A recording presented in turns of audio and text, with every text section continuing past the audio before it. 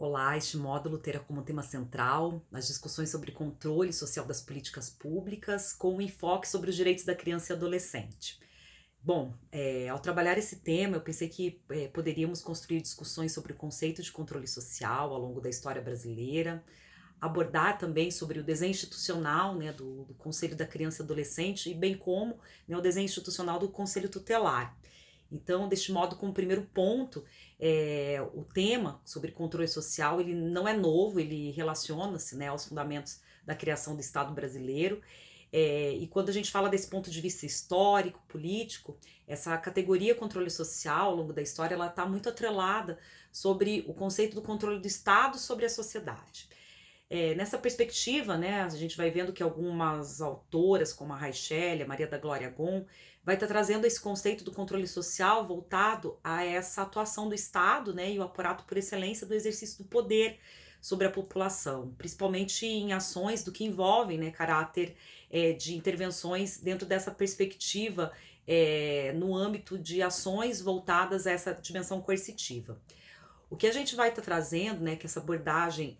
do controle social, ela vai ganhando novos contornos à medida que a sociedade civil ela exige sua inserção em espaços que envolvem acompanhamento e a fiscalização, né, das ações do Estado. Então, a gente vai fazendo todo um processo de reflexão, né, que no contexto brasileiro, principalmente no período de redemocratização do país, após a segunda metade, né, trazendo esse recorte histórico, a segunda metade da década de 1970, a gente vai vendo que vai criando todo um movimento, né, das diretas já e também de diversos coletivos e organizações, movimentos sociais que incidem para que a população também tenha esse processo do controle social sobre as ações governamentais, né?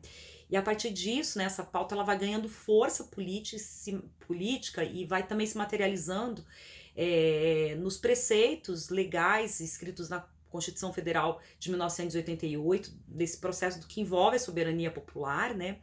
E a importância de dispositivos de participação social, né, relacionadas ao processo de implementação, fiscalização, monitoramento da população sobre as políticas públicas sociais. Então a gente vai identificar que esse conceito de controle social ele vai tendo todo um ressignificado, principalmente após a Constituição de 1988, né? Então, onde a gente vai ver que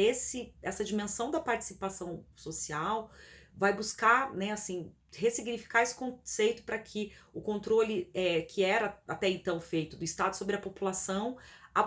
tenha também esse controle, né, das ações do poder público do governo. Então, assim, quando a gente vai falar sobre controle social, né, ele apresenta na sua ênfase o princípio da participação social e busca ampliar também processos combinados de democracia representativa e de democracia participativa. A gente vai vendo experiências como os conselhos, né, que tem todo o caráter de escolher representantes para atuarem dentro desses espaços, ou mesmo audiências públicas, fóruns, né, onde tem esse caráter mais da democracia direta participativa, né. Então a gente vai ver que os avanços que tiveram democráticos, né,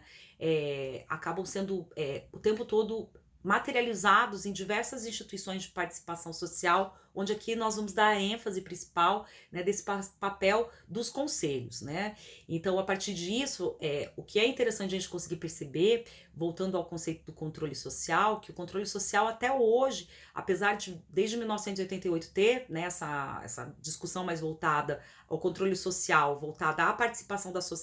sociedade, referente às ações do governo, mas hoje essa concepção do controle social, ela acaba tendo esse caráter híbrido, né, onde a gente vai ver também que o Estado faz logicamente controle da sociedade por meio, né, de diversos canais, instrumentos, mas, né, hoje a ênfase a gente pode perceber que quando a gente discute o controle social a partir da Constituição de 1988, ela carrega, né, na contemporaneidade essa ênfase, né, da dimensão participativa, como um conceito atrelado ao direito público, que os sujeitos, tanto individuais quanto coletivos, têm a prerrogativa de estarem participando de ações estatais. Então, a análise que propomos, né, no nosso debate, na nossa discussão da ênfase, relaciona-se a esse controle social da sociedade sobre as ações do Estado, né, sendo destacado aqui como principais institucionalidades que nós iremos, daí assim, na verdade, trazer como ênfase de discussão os conselhos, e entre esses conselhos trazer o exemplo específico do Conselho da Criança e do Conselho Tutelar.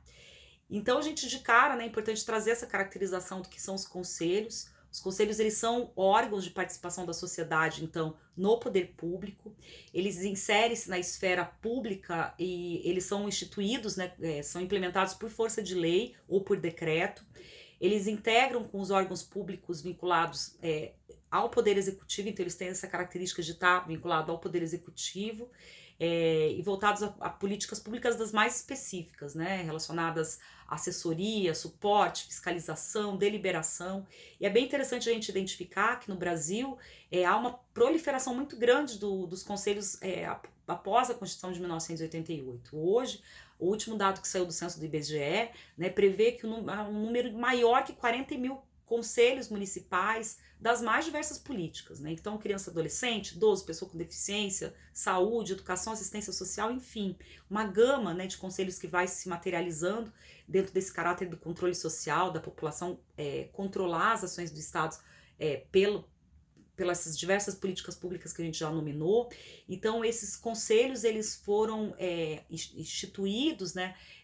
para justamente garantir essa rede participativa de desenvolvimento e implementação de diversas políticas públicas. E especificadamente, né, no que é o nosso enfoque principal, que é no âmbito do direito da criança e adolescente, em 1990, após a promulgação do ECA, né, a gente vai ver que o Conselho, no primeiro momento falando um pouco do Conselho dos Direitos da Criança e Adolescente, surgiu como essa instância de participação e controle social, né, garantindo assim essa premissa da defesa com esse enfoque da garantia da implementação de políticas públicas a esse segmento, tendo esse caráter, né, que as instituições, por meio da representação participativa, escolhessem, né, organizações que estariam representando a sociedade civil, juntamente com o poder público,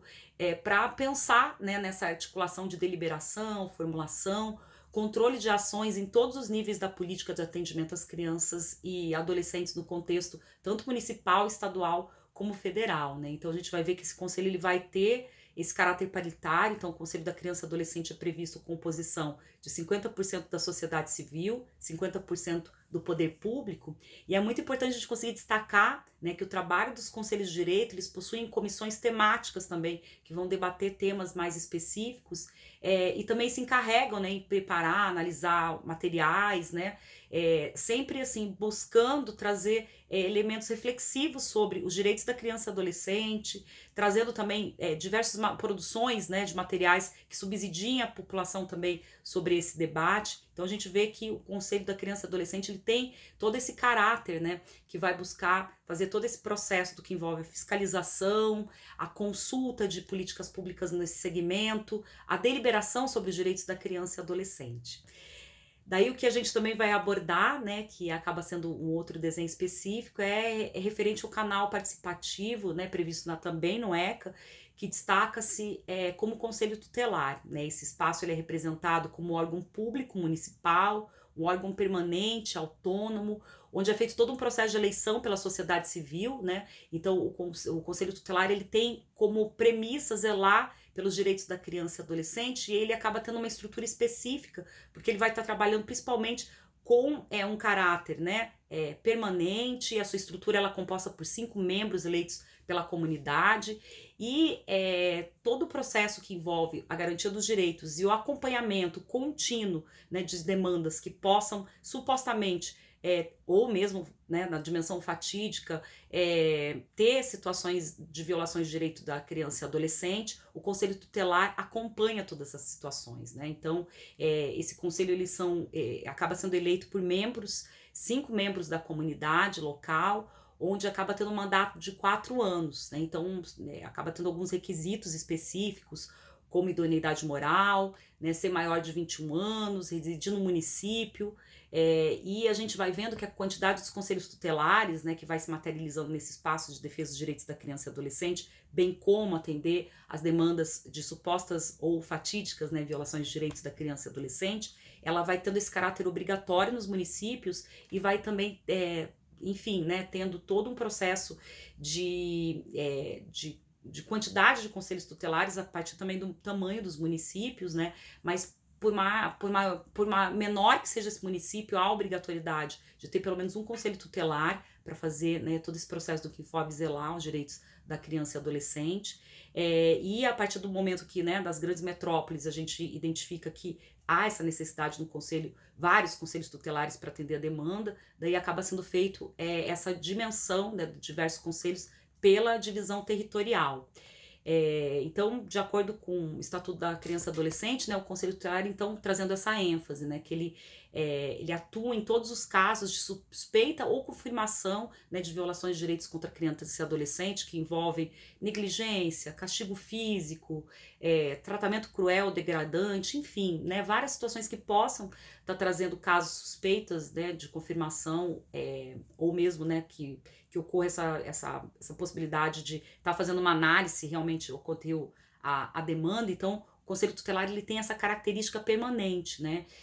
Então, é importante a gente conseguir entender, né, a especificidade desses desenhos do Conselho de Direitos da Criança e Adolescente, que é esse órgão mais vinculado a planejar as políticas públicas relacionadas ao direito da criança e adolescente, deliberar sobre as políticas públicas, e o Conselho Tutelar ele tem esse caráter mais, né, de acompanhamento das situações que envolvem as violações de direito da criança e adolescente, né, no contexto dos territórios,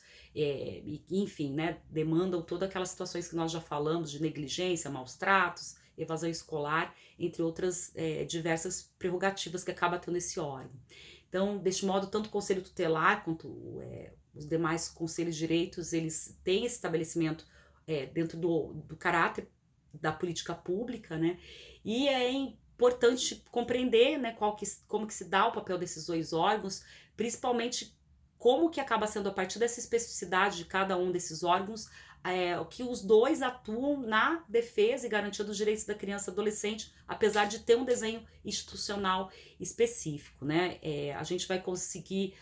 observar que quando a gente fala do Conselho Tutelar, todas as suas atribuições também estão previstas, né, no Estatuto da Criança e Adolescente, nos artigos, quando a gente fala dos artigos que estão previstos, o Conselho Tutelar é o artigo 95 e 136, né, tem toda uma legislação própria, tem todo um regimento interno que determina como é que acaba sendo esse caráter, né, dessa relação do Conselho vinculado ao CONAN, do Conselho Nacional de Direitos da Criança e Adolescente, bem como também a Lei Orgânica da Assistência Social, né, que faz toda uma caracterização, né, dentro dessa legislação da proteção social. Então, né, assim, de modo, né, introdutório, como nós podemos observar, os Conselhos de Direitos da Criança e Adolescente e o Conselho Tutelar possuem funções distintas. No entanto, é importante destacar que deve haver, né, uma atuação articulada entre esses dois órgãos, a partir, né, da gente conseguir compreender das potencialidades em relação à aplicação de recursos públicos, que está mais vinculado ao Conselho da Criança e Adolescente, mas mesmo assim, né, as situações que envolvem as violações de direitos das crianças e adolescentes está vinculado ao Conselho Tutelar principalmente, mas a gente vai vendo que essa articulação entre os dois conselhos é importante para que se consiga, né, garantir uma pauta prioritária de intervenção ao segmento da criança e adolescente, o que pode ser visto também em ações articuladas, né, entre esses dois conselhos.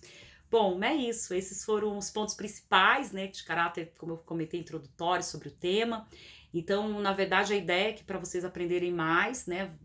devem acessar os conteúdos, as leituras do texto base, os vídeos que foram disponibilizados daí dessa unidade, e eu desejo ótimos estudos e que seja, né, algo agregador daí esse nosso debate sobre o Conselho da Criança e da Adolescente e também sobre o Conselho Tutelar.